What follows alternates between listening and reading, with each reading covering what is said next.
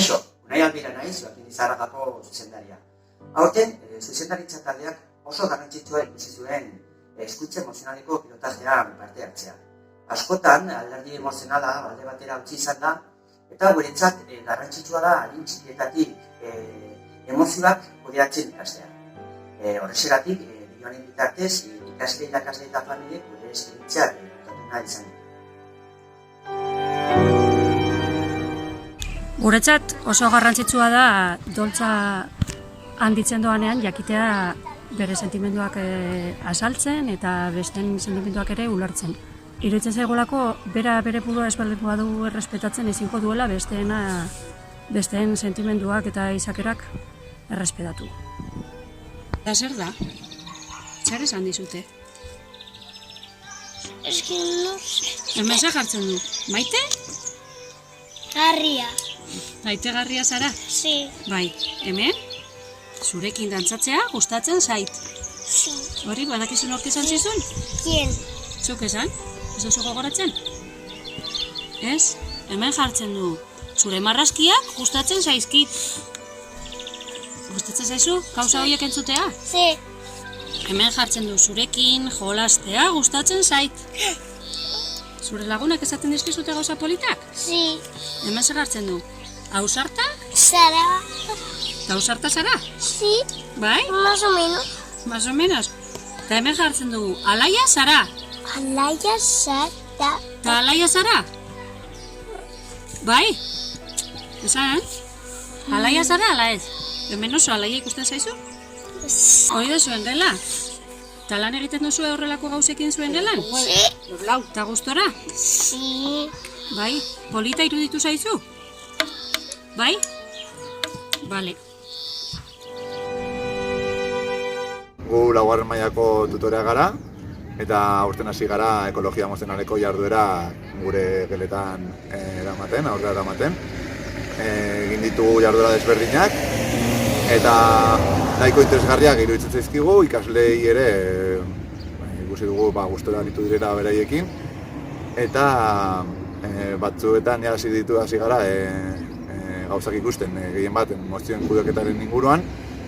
Dena den uste dugu beste urteetan, hurrengo ikasturteetan, hauen emaitzak ikusiko ditugula hobeto. Bai, Anderrek aipatu duen bezala, aurten praktikan jarri ditugu jarduera batzuk, eta ikusi dugu jarduerai esker ikaslek beraien bizipenetatik emozio desberdinen inguruan hausnartu egin dutela. Eramarra dugu jarduera batzuekin, ez ditugula lortu hasieran zehaztutako helburu horiek oraindik ere ikasten gaudelako, baina beste jarduera batzuekin ondorio positibak atera ditugu. Eta gogoan dut jarduera bat egin ala ikasleekin laberintotik ateratzea ditzen zena, zeinetan bikoteka gain bartzuten laberinto bat, gelan egindako bat, eta bate begiak estalita zituen eta bertzea zen bere gidaria, ez? Eta lortu zutenean, laberintotik ateratzea, asko ondorioztatzen zuten, garrantzitsua zela, bereien lagun horren laguntza, ez? Laberintotik ateratzeko, baina asko konturatu ziren azkenean bidea egiten zutenak beraiek zirela. Orduan, bereiengan sinistu ere egin behar zutela, ez? Eta orduan, jarduera polita iduritu zitzaidan, bereien autoestimua lantzeko.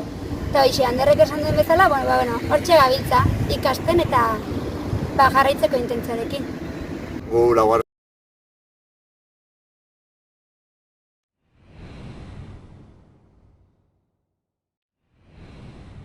Esperientzia hau pila bat gustatu zait, eta ikasi ditut gauza berriak ez dituela espero. Eta asko landu dugu empatia, zeren gure klasean ez zegoen asko.